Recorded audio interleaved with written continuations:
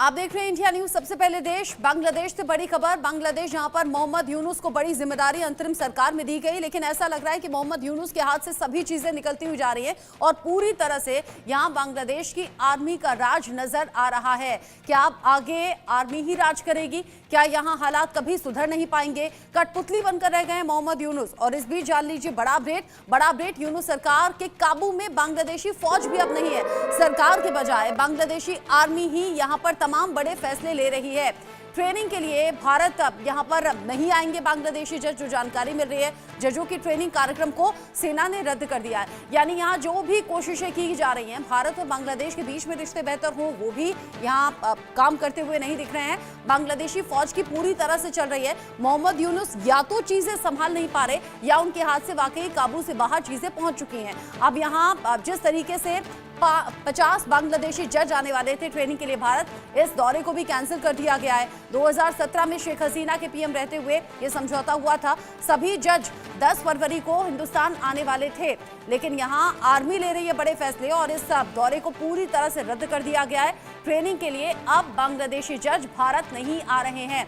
ये बड़ा अपडेट है। ये तो बस एक छोटी सी बानगी है। तमाम जो बड़े डेवलपमेंट बांग्लादेश में हो रहे हैं, तमाम बड़े फैसले हो रहे हैं, वो भी सेना के जरिए लिए जा रहे हैं। और अभी ट्रेनिंग के लिए भारत आने वाले जो 50 बांग्लादेशी जज थे, उनके दौरे को कैंसिल किया गया है। यहां बांग्लादेशी आर्मी ने लिया है ये बड़ा फैसला। अब जानिए कि बांग्लादेश में आर्मी राज कैसे स्थापित हो रहा है, क्यों हम ये बात कर रहे हैं और कैसे एक के बाद एक वो फैसले हैं जो सामने आए हैं बांग्लादेशी आर्मी के जरिए। बांग्लादेशी आर्मी का बड़ा फैसला यहां पर सामने आया है। बांग्लादेश में आर्मी राज पूरी तरह से नजर आ रहा है। यहां बांग्लादेशी जजों के भारत जाने पर पाबंदी लगा दी गई है। वो जज जो कि भारत आने थे ट्रेनिंग के लिए, 50 ऐसे जजों की सूची थी जिसे कैंसिल कर दिया गया। जजों की ट्रेनिंग कार्यक्रम को यहां पर रद्द कर दिया गया और ये फैसला पूरी तरह से बांग्लादेश में आर्मी के जरिए किया गया है। अब भारत बांग्लादेशी जज नहीं आने वाले हैं, यहाँ कोई ट्रेनिंग उनकी नहीं होने वाली है। यहाँ भारत नहीं आने को लेकर फैसला अगर बांग्लादेश की आर्मी कर रही है तो इसके बड़े मायने हैं। 50 बांग्लादेशी जज जो कि हिंदुस्तान आने वाले थे ट्रेनिंग के लिए, लेकिन यहाँ ट्रेनिंग नहीं हो रही है, बांग्लादेशी जज नहीं आ रहे हैं और ये पूरा फैसला बांग्लादेश में आर्मी ने किया है, फौज ने किया है। और इसीलिए हम कह रहे हैं कि क्या बांग्लादेश में पूरी तरह से अब चीजें आर्मी के कंट्रोल में है? क्या मोहम्मद यूनुस सिर्फ दिखावे के लिए हैं? शेख हसीना के रहते हुए ही ये समझौता हुआ था जिसमें 10 फरवरी को भारत ये सभी जज पहुंचने वाले थे ट्रेनिंग के लिए, लेकिन अब ये फैसला जिसमें कि भारत और बांग्लादेश की तलखी एक बार फिर से बढ़ती हुई नजर आ रही है रिश्तों में। और ये फैसला अगर बांग्लादेश की फौज कर रही है तो इसके भी बड़े मायने हैं, क्योंकि हमने देखा है भारत और बांग्लादेश का जो बॉर्डर एरिया है वहां पर बांग्लादेश की फौज तैनात दिखाई देती है। यहाँ जानबूझकर उकसावे वाली कार्रवाई करती है, दखल बढ़ाती है, जिसके बाद ये कयास लगाए जाने लगे कि क्या ये जानबूझकर हो रहा है, यानी कि क्या पंगा लेने वाली बात है। अब इन सब के बीच बांग्लादेश जब आर्मी राज वहां पर दिख रहा है तो बांग्लादेश में तानाशाही से कहा जा रहा है। तानाशाही क्यों कहा जा रहा है, इसके कुछ इंडिकेशंस मिल रहे हैं। वो इंडिकेशंस क्या हैं, एक एक करके आपको बता देते हैं। अब बांग्लादेश में तानाशाही है, उसका संकेत नंबर 1 ये है शेख हसीना सरकार का तख्ता पलट होना, और ये भी आर्मी के चलते हुआ। जब वहां तख्ता पलट हुआ, कट्टरपंथियों के हाथों में पूरी तरह से यूनुस सरकार नजर आ रही है। कट्टरपंथी जो चाह रहे हैं वो कर रहे हैं। अब बीएनपी अध्यक्ष खालिदा जिया ने देश छोड़ दिया है, जिस तरह के अपडेट्स मिल रहे हैं। सरकार की जगह आर्मी अब वहां पर इंपॉर्टेंट फैसले ले रही है और आर्मी के फैसले लेने का मतलब सीधे यही है कि फौज के हाथ में है देश। अल्पसंख्यकों, खासकर हिंदुओं पर यह अत्याचार की घटनाएं लगातार बढ़ रही हैं, हमले हो रहे हैं। बांग्लादेश गंभीर राजनीतिक संकट से गुजर रहा है। आम चुनाव को चरमपंथी सरकार टाल रही है। आम चुनाव हो, सही मायने में सरकार बने तो शायद चीजें बदलें। लोकतांत्रिक मानदंडों को खत्म किया जा रहा है, मानवाधिकार का लगातार उल्लंघन हो रहा है। मानवाधिकार जैसी चीज तो बांग्लादेश में बची हुई नजर आती भी नहीं है। आर्मी की दखलंदाजी से मीडिया सेंसरशिप भी हो रहा है, मीडिया के बोलने की आजादी खत्म की जा रही है। शेख हसीना सरकार का तख्ता पलट होने से लेकर आज तक जो चीजें हो रही हैं वो सब कुछ इंडिकेशंस हैं कि बांग्लादेश की आर्मी पूरी तरह से कंट्रोल अपने हाथ में ले चुकी है। अब भारत में बांग्लादेशी अधिकारियों की ट्रेनिंग को लेकर जो अपडेट मिला, क्या और कैसे उसके मायने और कैसे वो चीजें अब बदल गई हैं ये भी जान लीजिए, और कैसे अब तक होती रही थी। पिछले 5 साल के कुछ आंकड़े हम आपको दिखा देते हैं।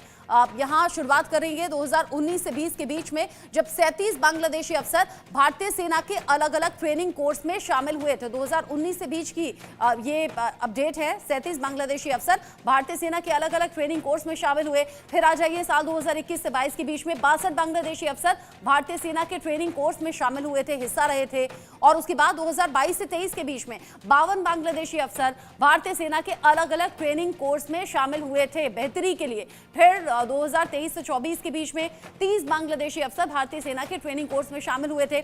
और इसी तरह से अब होना था, 2024 में भी हुआ था। 41 बांग्लादेशी सेना के अफसरों ने भारत में मौजूद रहकर ट्रेनिंग ली थी। और अब जब 2025 में 10 फरवरी को यहां करीब 50 बांग्लादेशी जज पहुंचने थे ट्रेनिंग के लिए, तो उस दौरे को कैंसिल कर दिया गया है। पिछले 5 साल के ये आंकड़े बता रहे हैं कि लगातार यहां पर बांग्लादेशी अफसर आ रहे थे बेहतरी के लिए, ट्रेनिंग लेने के लिए, ट्रेनिंग कोर्स में शामिल होते थे। और ये संख्या अलग अलग सालों के हिसाब से अलग अलग है।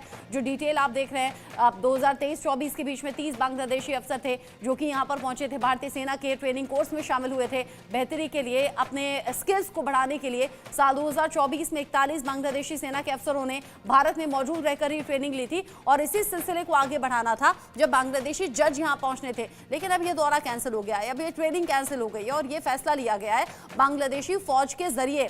अब इसके क्या मतलब, क्या मायने, बांग्लादेश चाहता क्या है, बांग्लादेशी सेना किस तरीके से कंट्रोल अपने हाथों में पूरी तरह से ले रही है। अगर बांग्लादेशी फौज अपने हाथों में कंट्रोल ले रही है तो फिर मोहम्मद यूनुस का यहाँ रोल क्या है। ऐसे कई सवाल हैं जो अब रह रहकर उठ रहे हैं। और सबसे बड़ी बात यह कि बांग्लादेश में बांग्लादेशी सेना को मोहम्मद यूनुस ने पिछले दिनों यह कहा था कि युद्ध की स्थिति के लिए तैयार रहे। मैं जानता हूं आप लोग पूरी तरह से सक्षम हैं, लेकिन यहां बांग्लादेशी फौज अपने से फैसले ले रही है। और अब शेख हसीना के रहते हुए जो समझौता हुआ था जिसमें 10 फरवरी को यहां बांग्लादेशी जजों को आना था ट्रेनिंग के लिए, उस दौरे को कर दिया गया है कैंसिल। लेकिन यहाँ एक के बाद एक जो डेवलपमेंट हो रहे हैं उसमें खालिदा जिया ने भी देश छोड़ दिया है। ऐसे में माना यह जा रहा है और जो संकेत मिल रहे हैं कि यहाँ बांग्लादेशी आर्मी पूरी तरह से कंट्रोल ले लेगी क्या, जिसके आसार नजर भी आ रहे हैं। 1 संकेत, 2 संकेत, 3 संकेत, ऐसे कई संकेत अभी यहाँ पर नजर भी आ रहे हैं, दिखाई भी दे रहे हैं। इसको लेकर बात हम करेंगे। मेरे साथ में खास मेहमान जुड़ गए हैं। अरविंद सिंह तेजावत जी मेरे साथ में, विदेश मामलों के जानकार। मेरे साथ में major general retired Anuj Mathur sir जुड़ गए हैं, डिफेंस एक्सपर्ट के तौर पर। Wing commander retired Praful Bakshi sir मेरे साथ में जुड़ गए हैं, डिफेंस एक्सपर्ट के तौर पर। आप तीनों का ही स्वागत इंडिया न्यूज पर। जिस तरीके से अभी तक के डेवलपमेंट मिल रहे हैं, प्रफुल्ल सर मैं आपसे शुरुआत करना चाहूंगी। बांग्लादेश की फौज के दिल दिमाग में चल क्या रहा है और क्या पूरी तरह से बांग्लादेशी फौज की मनमर्जी वहां पर चल रही है? मोहम्मद यूनुस क्या सिर्फ दिखाने के लिए हैं? आपने ठीक बिल्कुल कहा, थैंक यू वेरी मच। ये जो बांग्लादेश की आर्मी है इसका ये रवैया कोई नया नहीं है। एक्चुअली अगर आपको पता होना चाहिए, ये शुरू से ही इन्होंने घोड़े की लगाम को पकड़ा हुआ था क्या, और जो वेरियस कूज किए हैं, उन्होंने मुजीबुर रहमान को मारा, ये सारा का सारा आर्मी का खेल था। और आर्मी काफी चिंतित थी कि हम बांग्लादेश और इंडिया क्लोज आ रहे हैं। आर्मी बिल्कुल खिलाफ थी इस बात की और उन्होंने जो उनके जो मुक्ति बाहिनी थी उनके खिलाफ भी कार्यक्रम किए थे। तो अब आर्मी को वकर साहब को, जनरल को मौका मिला। अब उन्होंने फिर से अपने रंग दिखाने शुरू किए। पाकिस्तान के साथ नजदीकियां बढ़ रही हैं। जितनी ट्रेनिंग इत्यादि की बात करते, मैं आपको बता दूं, शुरू में भारत ने पहल करी, इनको बुलाया ट्रेनिंग के लिए। उस समय भी मैं 1980s में भी ये क्वेश्चन उठे थे कि क्या इन पर बिलीव किया जा सकता है। उस समय भी ये रिपोर्ट आ रही थी कि इनके डिसकंटिन्यू किया जाए, पर पॉलिटिकल रिक्वायरमेंट थी तो उन्होंने भारत के साथ में क्लोज आए, जैसे जुडिशरी के क्लोज आ रहे थे।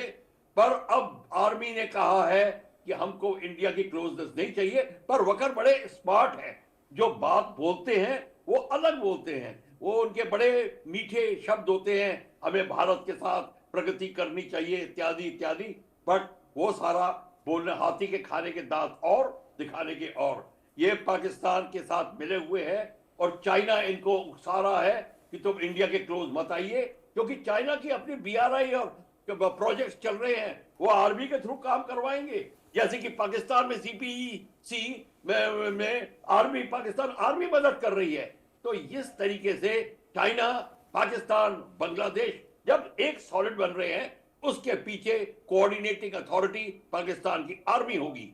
तो भारत को समझ जाना चाहिए, हम इतने नाइव नहीं होना चाहिए, हमको इतना ये हम सोचे कि नहीं हम भाईबाज है ये इत्यादि, क्योंकि बांग्लादेश की जो जनता जो है, लीडिंग गवर्नमेंट, वो इस्लामिक नीतियों पे चलती है, वो चलती है, और वो बेसिकली हिंदुओं के ऊपर अत्याचार कर रहे हैं, और अभी से नहीं कर रहे, बहुत पहले से कर रहे थे। हम नहीं मानते थे। हमारे बीएसएफ के 12 जवानों को जब उन्होंने बकरी की तरह टांग के मृतक जवानों को टांगा था, फिर भी हमने रिएक्ट नहीं किया। हमारी गलती थी कि हम जरूरत से ज्यादा इनके ऊपर विश्वास करते थे, इनको अपना समझते थे। ये कभी अपने हो नहीं सकते। मेरे को बांग्लादेशी डिप्लोमेट ने इंडिया में बोला है कि अगर आप इन लोगों को अपना जिगर निकाल के दे दो तो वो कहेंगे ये काला है और छोटा है, ये इतने थैंकलेस है। आप इस बात को मान के चलिए कि इस समय बांग्लादेश की आर्मी पूरा कंट्रोल करेगी, इंडिया का साथ नहीं देगी, पाकिस्तान का साथ देगी, चाइना को बेसिस देगी, और उनको इकट्ठा बढ़ेगी हमारे को डाउन करने के लिए। और उनका नजर कोको आइलैंड पे है और सेंट मार्टिन पे है। वो जो अभी अराकान आर्मी ले रही है, उसको भी अपने कंट्रोल में करना चाहते हैं। इसलिए इस समय भारत के ऊपर जो स्थिति है वो गंभीर है।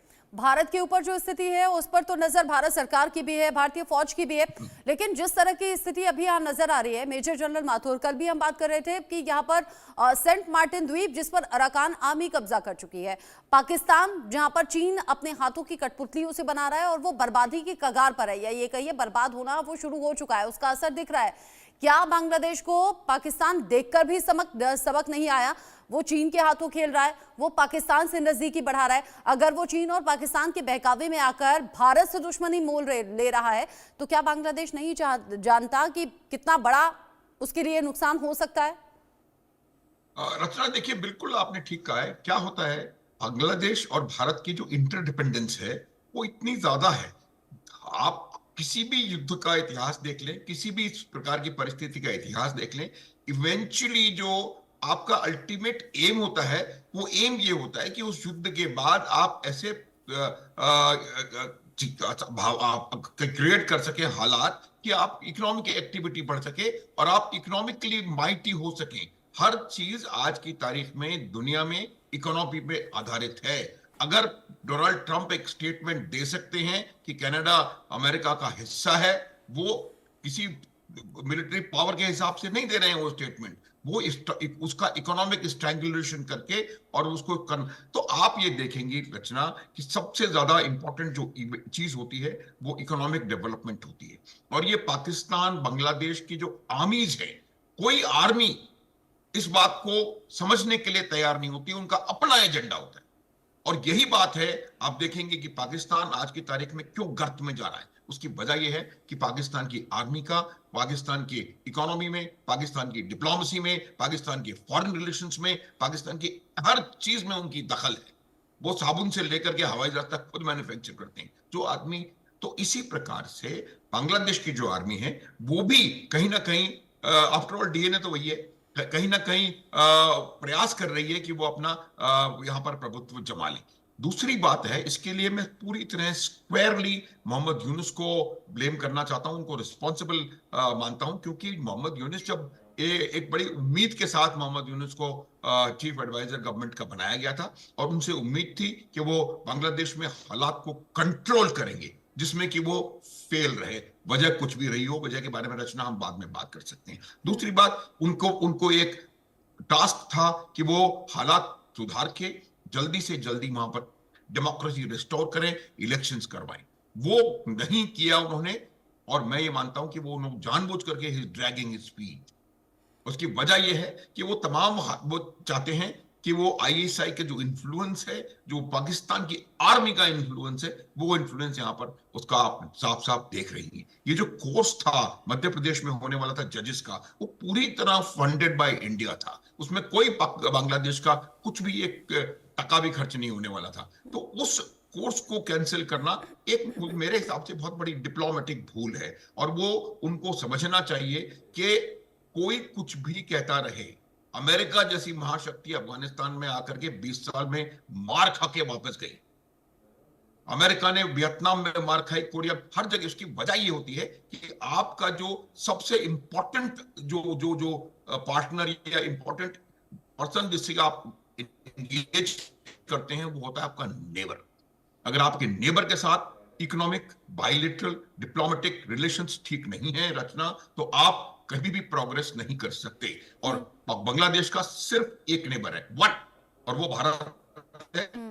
270 किलोमीटर अराकान आर्मी के, या उसको म्यांमार कह लें या अराकान आर्मी कह लें या जो भी कह लें, उस बॉर्डर को छोटे से को छोड़ दें तो बांग्लादेश सिर्फ भारत का नेबर है। और आप ये बात मान लें कि इतने बड़े 9 गुना उनसे ज्यादा जीडीपी है, कहीं ज्यादा हमारी उनकी मिलिट्री माइट है। अभी कुछ दिन पहले तक तो एग्जाम्पल दिया जाता था बांग्लादेश का। अब शहबाज शरीफ कह रहे थे कि बांग्लादेश देखिए हम ही से अलग होकर बना, लेकिन जीडीपी के मामले में, प्रोग्रेस के मामले में कहां से कहां पहुंच गया।